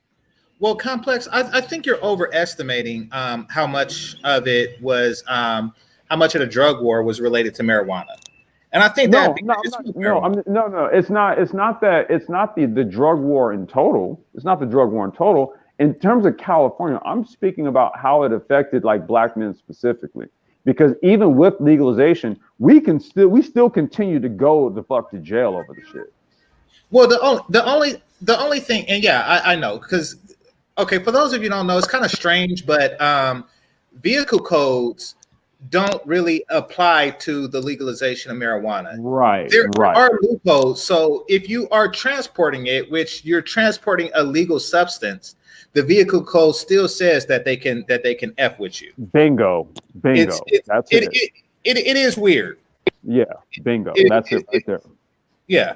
It's a very weird thing, you know, on the weed aspect, but law is funny like that, which is why Kamala, and that sounds like some Kamala crap too. But less on that. Dang, what I want to say about that. The ones going to jail. I suspect that the reason why the prison industrial complex is failing, at least here in Cali, is because you can make somebody work. You just can't make them work hard. You know, which means that, you know, you could force somebody into labor and pay them 25 cents a day. However, they won't. They're not going to work as hard as a, you know, immigrant who's trying to support for his family, is what it is. So that being the case, they're coming to learn that their labor is useless and the whole system is being shut down. There's that part too. Yeah. Because look, you have people who don't actually mind doing the time, right? Because otherwise, if they were out, they wouldn't have a place to stay. They sure wouldn't. Yeah, true. Yeah. Okay, so right quick, Jaquise Retro says, unless they legalize all drugs, hard and soft, it will never end. I see. Okay, so most prisons, and I learned this from a dude that did a bid in Nevada Nevada for bank robbing in Arizona. He said most of the people there are either there for the distribution of drugs or the crazy crap that they did while on drugs. Yeah. And bank robbing was his crazy crap. He was a speedhead. So, you know, that was what he did while on drugs. So I don't think that would solve the problem. Like, I think what solved the crack problem was people just not using crack. You know, they became, you know, crackhead was a pejorative. Crack whore was a pejorative. Anything that that ends. What's up, brother? Any word that precedes the word crack baby, anything that precedes the word crack was a pejorative. So well, you know, Game Changer, that literally came after we saw people literally that first wave who were completely destroyed by it. Exactly. Yep.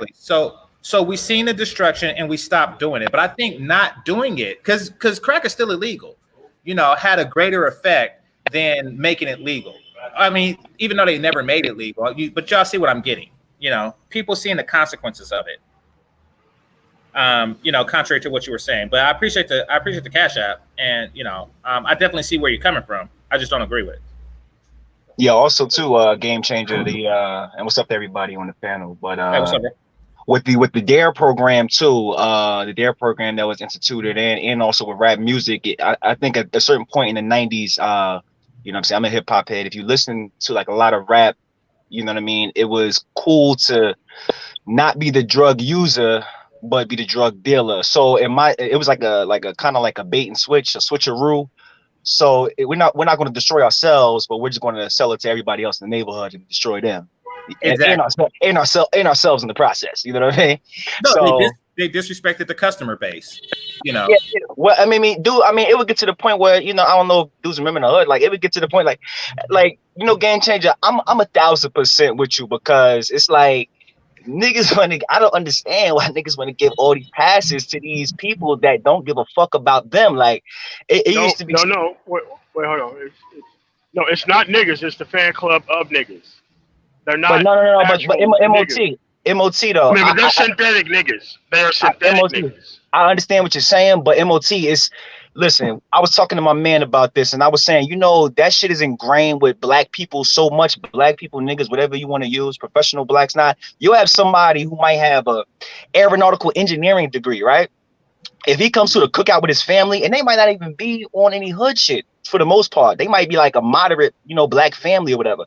If he comes to a cookout and he's seen his cousins or whatever, or his family, that nigga is going to try to give me 5 on the black hand side and talk like them and act like them. He's going to try to acquiesce to them. So I'm like, why the fuck? But the jokes might be on him. You right about that. Yeah, why you go? Why like as black people? Period. No matter if we don't commit crime or we do or whatever. Like it's this thing with culture. This is that's not our culture. No, I mean these people chose for it to be their culture. Like you can unchoose for this to be their culture. Yeah, definitely. This is choice. I mean, because and what we want to do is we want to give up choice and give passes to niggas like the actual niggas who did it. They know to get the fuck out of Dodge, but it's the synthetic niggas who want the actual gravitas of the first press of the olive. Those are the motherfuckers you need to get rid of. It's just like that. Hey, when you don't get rid of them, that's when the prison buses start rolling. Right quick. Shout out to Xanatos, because they got a word for that where he come from in Baltimore. It's called dojas. Like the wannabes, the fakers, the fake soldiers. Oh yeah, dojas, yeah. They but I mean, I don't like shit like that though. I don't like shit like that though, because it's like it's kind of like when the quote unquote gangster, he tells you like, don't do what I did because this and that. But it's like, how the fuck is somebody gonna sit here and floss all this nonsensical shit in front of you, right? As an impressionable young man, and as the nigga's telling you, he's reminiscing about all the dumb shit that he's done and the bitches he fucked and all the money he made, but he's like, no, you don't do that because it's not for you, nigga. It's not for any fucking body. Like that's a dumbass. That's a dumbass conversation to be having with somebody in the first place. You know what I'm saying? But if somebody tell you like, don't do what I do what I say. You feel me? But it all leads to destruction at the end of the day too. Like as if somebody is built, if any human being is built for it, if any human being gets anything positive out of it. So I don't like when you call somebody a doja, as if like what you're doing is any better. Me pretending and you actually being it, it's both like we both can end up shot. You feel me? At the end of the day. So that, you know what I mean? No, I agree with what you're saying, and I kind of see what Game Changer is going to with it. Peace to everybody on the chat too in the panel. But I just want to chime in. I see where you're going with it because I just recently saw an interview with DMX on the Talib Kweli podcast, and he was saying that about a brother when he was coming up, he was 14, that he looked up to, and I'm seeing it now. What Game Changers just put it in my head. I'm like, damn, the dude, but his OG must have looked at him as a doja. You see what I'm saying? Knew he could rap, knew he was talented and everything. But my point is, DMX said the moral of the story was that he smoked a blunt with the dude. It was his birthday and whatever, and the dude laced the blunt with crack. And at 14, that's what fucked DMX up for the rest of his life. Exactly. These are so. He gave him a love boat. Damn, people champion and over empathize this. I over empathize for these people. These are not generally good human beings. I mean, you know, and then they come with the, you know, oh, but we didn't used to knock over grandmothers argument. It's like, come on, really? Yeah, don't mess with the lady. Don't mess with the lady. You're still doing something horrible. Well, I mean, is that where the bar is set? Like not beating up old ladies? Is that where the bar of decency is set in our community? Come on now, we better than that. See, and that's the reason why these jail buses are still rolling. Up here in New York City, up here in New York State, my niece's mom, she's a correction officer in Rikers Island. She was the prison transport coordinator, and she brought me there one time just to see what it was like. Them buses couldn't stop rolling, and guess who was filling them? Nah, listen though. Listen, I'm out here in Philly, right? I'm originally from Jersey though, whatever. So like, you see like,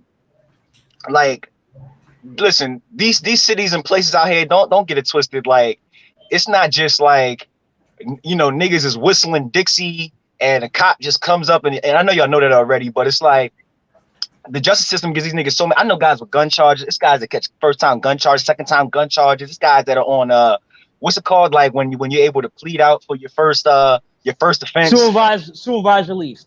Yeah, supervised release, you feel me? And dude, I know a nigga that couldn't stop drinking. Like, all he had to do was stop drinking and he'd be off with a clean slate, getting caught with crack cocaine, you feel me? But it's certain shit like I don't listen. I have no remorse, I have no nothing, because even when it comes to like the crime bill, what they won't tell you about the crime bill, they tell about how fucked up all these black men that, you know, had selfish ambition, that were corrupted. But outside of that, what they won't tell you, I remember when Trump was first running in 2016, and all the liberals, they were running down on politicians from both sides. Remember they ran down on Bill Clinton? Oh yeah. Remember that? Now, I remember they ran down on Bernie Sanders, who was my guy. Yeah, no, they ran down on Bernie Sanders and they ran down on Bill Clinton. And when they ran down on Bill Clinton was like, hey, yo, listen. He said when they ran down on it, he was like, yo, it was punks. Okay, shooting each other in the street. Drug dealers had 12 and 13-year-old boys selling drugs, and black people, they were pushing. He said black people were pushing for that. Joe Biden also said the same thing. Now, I don't know if niggas remember New York City, right? New York City just came back into prominence. I would say in the last 15 years, New York City has been, no, I would say in the last, let's say 20. Okay, it's been the hot shit, during right? the crack era. New York City before that, from the 70s to the mid 90s, New York City was a shithole on the verge of bankruptcy, horrible place to fucking be. Okay, now listen, in 1992, New York City, and one of the heights of the crack era, New York City had 2,200 homicides. Okay, actually it was 4,000. 4,000 homicides, double that. 4,000 homicides in the 90s. 4,000. Okay, in LA during the same time. You have record numbers of homicides. Chicago, little kids walking around with revolvers. I'm seeing 60 Minutes do interviews where you got gang members in LA caught on camera on the nightly news having shootouts with each other. I mean, like, what do you expect? And black people are coming to these politicians like, we can't do anything. We're scared of. We don't even want to go outside. You feel me? But it's like niggas want to be like, a lot of people sleeping in their bathtubs. Yeah, like niggas are shooting at the street light. Niggas are shooting at the street light. The lady that gets off of work on the night shift, she can't walk home because it's pitch black. Robberies are going on every 5 seconds. Like, what? But I don't understand how a nigga could be like, but the lady down the street, we never mess with her. Like, what? Nigga, what? No, you terrorized her. I mean, yeah. no. You terrorized the people to the point where they had to get concealed weapons permits. Even if you never directly harmed her, and in some cases y'all did, let's not pretend like y'all didn't. But even if y'all never directly harmed her, you terrorized her.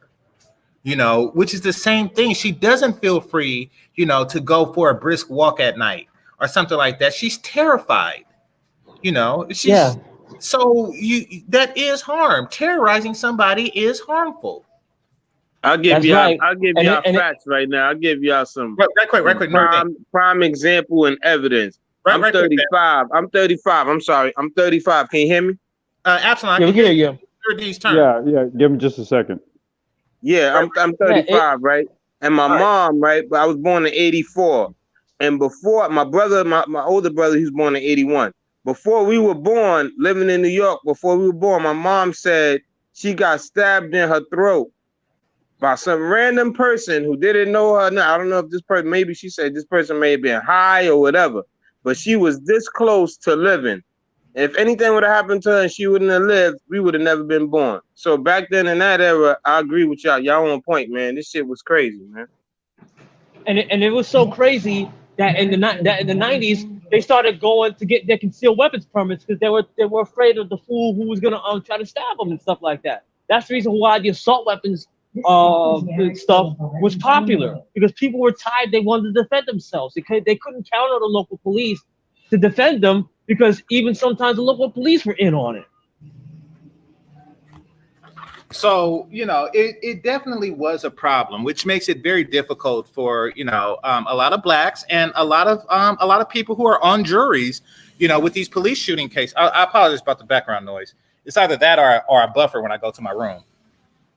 But it made it very difficult for people to sympathize for them when they're on a jury. And that's how laws like this came about. And the unfortunate side effect is that regular black people are being, you know, victimized as a result of the actions of nagagas. So I think that we have to be careful about how we speak about it and not champion the lifestyle. And you know, if we game changer. Let me ask you something. Right quick. Game changer. Hold on. Let me ask game changer something. What? So it's three strikes, right? How many do you need? Like how many do you need? Like how, like niggas be like, yo, the judge treats your life like a game of baseball. It's like, how many times do you need to get? How many times? Like, I think 3 is more than enough. Really, I think like 1 is more than enough to keep it real with you. Like, I've never been, you know what I'm saying? I know who I am though, but it's like, you know what I mean? Like, I don't feel like you need 3 times. Like 3 times is more than enough. Like, and my thing is, if it's not 3, then how many does a nigga need? What, 5, 7, 10? Shit, in New York City, these guys be getting arrested hundreds of times and still come out and do the same stuff. Mm-hmm. Like, goddamn. Look at Nikki Barnes. Look at Nikki Barnes. Well, it's the reason why you institute something like a 3 strikes. Because well, Nikki Barnes is an idiot because you're going to go on Time Magazine and call yourself Mr. Untouchable and basically you're going to snub your nose up at the federal government and knowing that's stupidity. Niggas are still knowing that they're watching you. They're watching you. Niggas are still out here praising Alpo. See, that's it's nothing but a big old contradiction. And Alpo, we know he's a snitch. Okay, it's confirmed.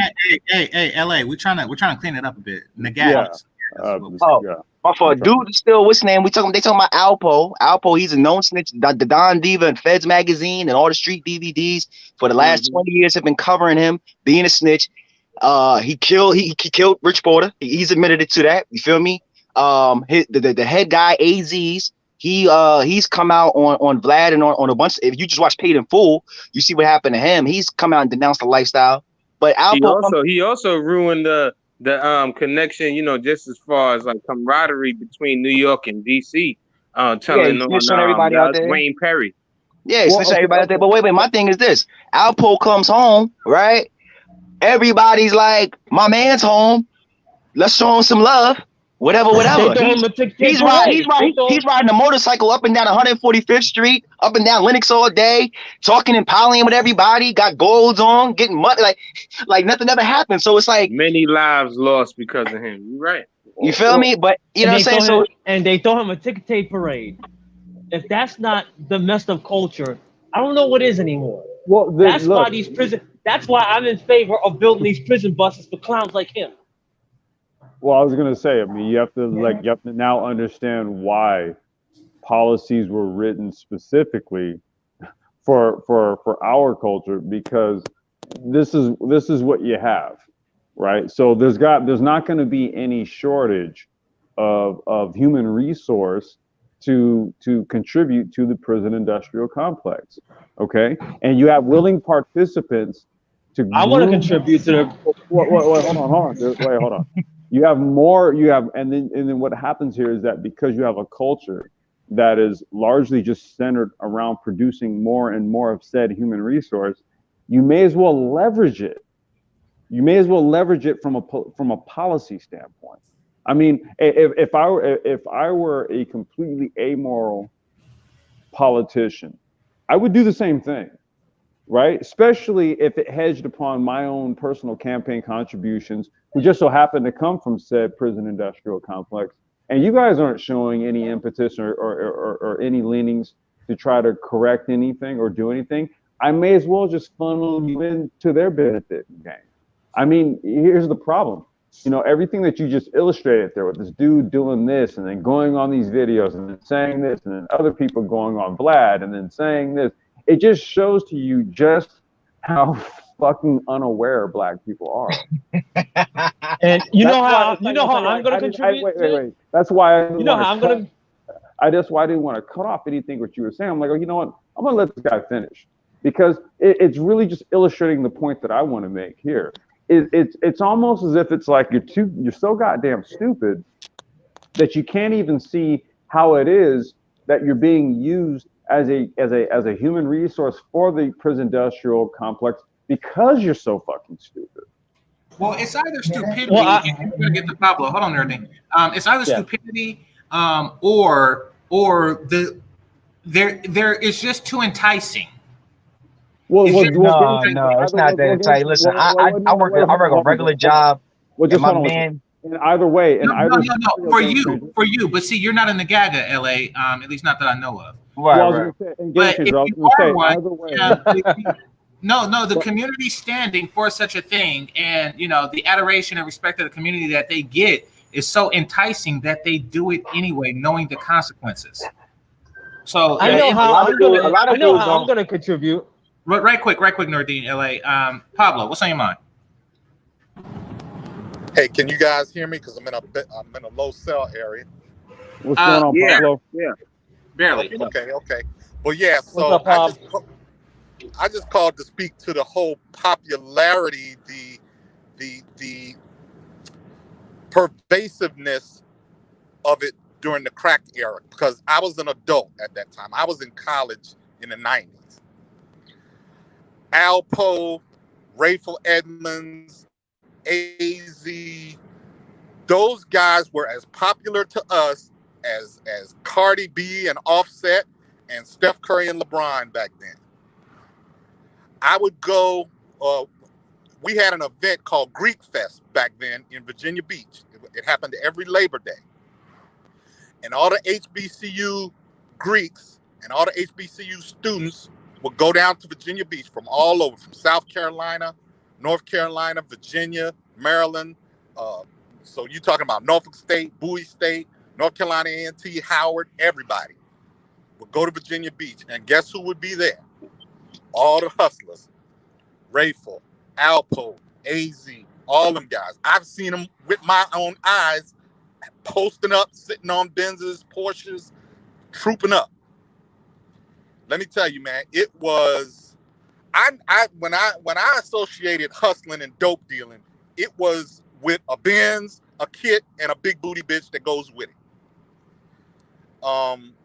So it was new to me now to see guys talking about they're hustling, they're doing this, and they broke and looking dusty.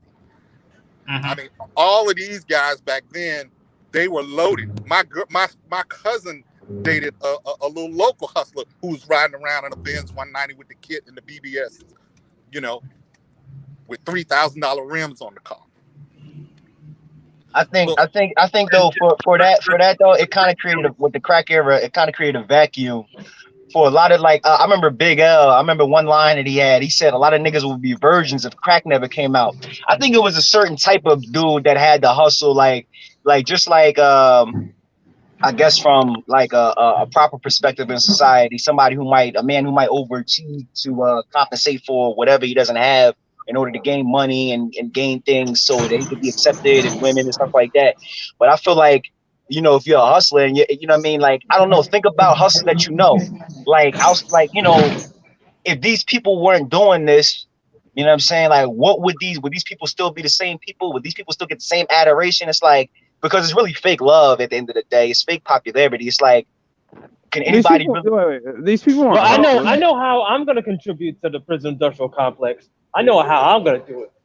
I'm gonna invest in it. I'm gonna buy some old prison. I'm gonna buy some old school buses and turn them over and make sure they become prison buses and make millions and millions of dollars. That's what my niece's mom is doing. That's what she's doing right now. She said that she already made over in her career, like she's making over $120,000 a year, and $120,000 in 6 months. Well, so my niece's mom works as a correctional officer in Rikers Island. She's turning over 6 figures in 6 months because these fools, they're doing what they would do. These fools, I don't even know how you say it, Nagagas. I'll call them the Dodgers. Yeah, for them doing what they're doing. So she's like, yeah, if I can't beat them, I might as well join them. I might as well join the prison industrial complex and buy some prison buses and sell them. Buy some old school buses, convert them, and sell them. Her and like 6 of her colleagues are doing the same thing. They're putting their money together. They're buying an old yard. They're buying old school buses or whatever that work. They have air brakes. And what they're doing is, once that happens, they turn them all into prison buses and go into corrections events and selling them. What they're doing in New York City is they're waiting to buy the land. That's all they want. But yeah. I know what you're saying. I want to respond on what Pablo was saying about the money not being there. And I never said this before, but I do think that calling somebody dusty is a very cruel thing. I never mentioned it before because I don't have a dog in the fight. It's not my fight because I don't really fit the description of what's being talked about, nor do I champion what they are or were or anything like that. But I always thought that it was very insensitive, and it's cruel in a way that is very that really hits to the heart, because basically what you have is the same people who encourage you to do something your whole life, calling you right quick, calling you dusty for doing it. You know, like before you were a king, you were a guy, you were a soldier. I need a soldier. Like before you were all that, and then all of a sudden you're dusty. Like, I mean, once again, that's not. I don't have a dog in that fight. I just thought it was kind of messed up. And furthermore, the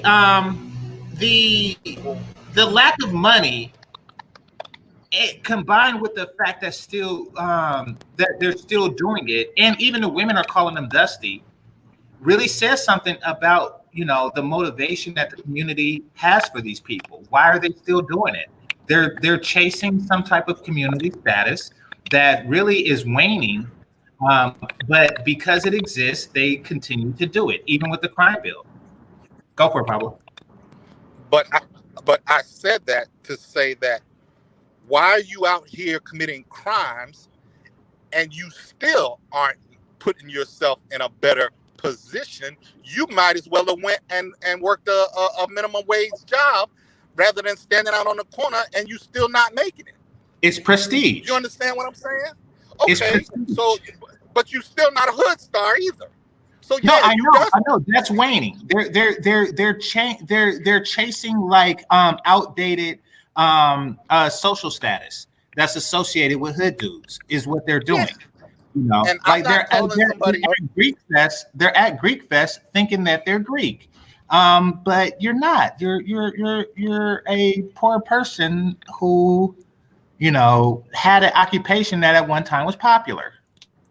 And I'm not calling them dusty in the way that some woman would. I'm calling them It's cruel, yeah. Well, this is So yeah, I'm calling them because they exemplify it, not just because I don't agree with their, you know.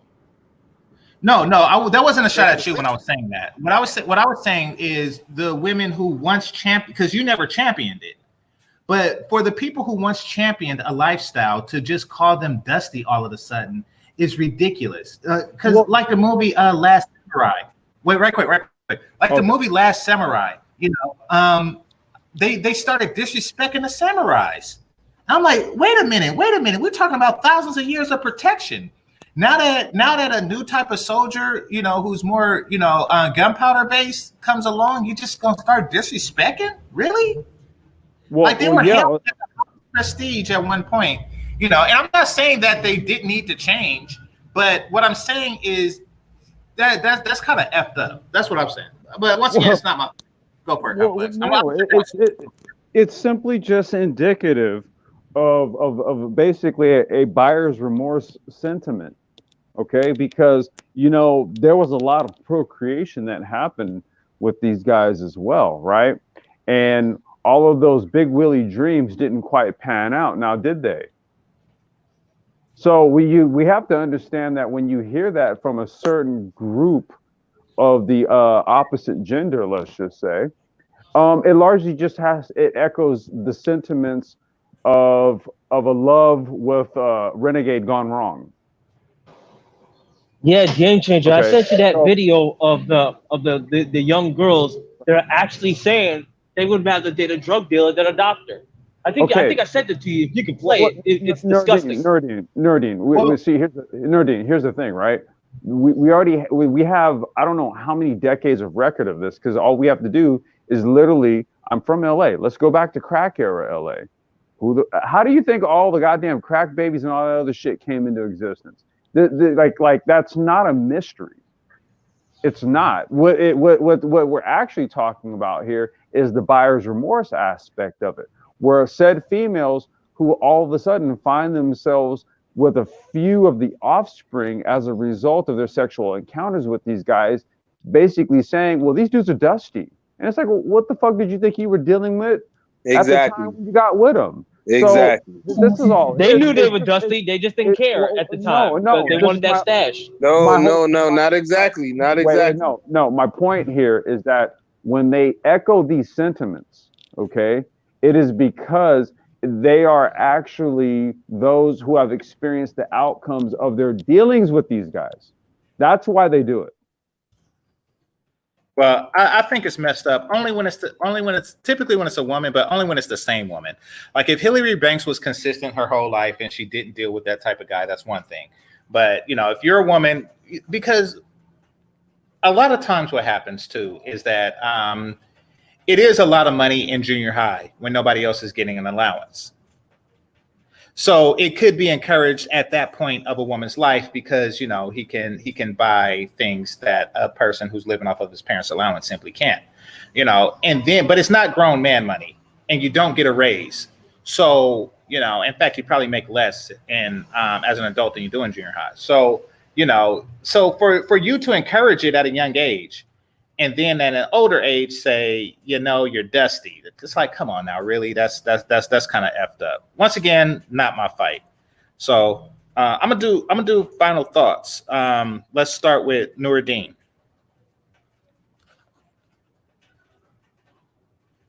Nuruddin, you there?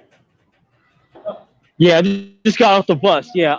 I just say, listen, you know, what you sow, and a lot of times I don't feel bad for these dudes that are getting killed on camera, especially on police body cameras, especially when they're out there doing the most craziest stuff. And what I'm still trying to wrap my brain around is that why are we as black folks trying to cover for the dude who you know that'll rob you at fucking 4 a.m? I mean, I don't get it. I don't get it why. But after a while, like I said, I used to feel bad for them because they were human. But after a while, I'm like, why would I feel bad for this dude who would just rob you and kill you for nothing? So I don't feel bad for that. So hey, it is what it is. They lost. All I'm trying to do is profit off it by getting my niece's mom's business. So Anybody know any county near a prison bus? Let me know. All right, appreciate you. All right, Absalom. Salam. All right. Thank you. I would just like to piggyback off you and chime in. I agree with you saying. I definitely agree 1,000% as far as these females engaging in this lifestyle with these brothers and or just men in particular, no matter the race. And then at the end of the day, you're trying to backtrack and say, you know, they dusty or whatever. It's also an alternative to it too. We have, like, for me, from my experience, I've dealt with women, my ex per se, who say like she doesn't see him as dusty. You see what I'm saying? And it's like a mother of 3 kids from one dude, and he hasn't put your kids through college. He ain't got you no house or nothing. And you here to really basically big him up and say, well, he sold drugs when I was with him. And it's like, okay, he gave you kids. That's the only thing he gave you that was beneficial. And it's like nothing else to add for. So they're not only just calling them dusty. It's some cases where they're not glorifying it, but I guess they're just like content with what happens based upon the, you know, they've had children with these guys. So thank you, man. Great show, man. Okay, I appreciate you, brother. All right, Complex Design, your thoughts? Ugh. I don't really have any, man. Yeah, I'm kind of drawing a blank. Thanks for having me. Okay, well, thanks for coming up. And speaking of thanks, I'd like to thank, and apologies, I'm downstairs and it's raining. So if you sent me a cash app, I'm going to have to shout you out on the next one. But I appreciate you nonetheless. My phone's in the hotel. But I'd like to thank the cash apps and super chats. I'd like to thank the managers and moderators. I'd like to thank those who are listening silently and those who participated in the chat. Make sure you hit that like button on your way out. And remember, this is Game Changer 00100. Game over. Peace. Peace.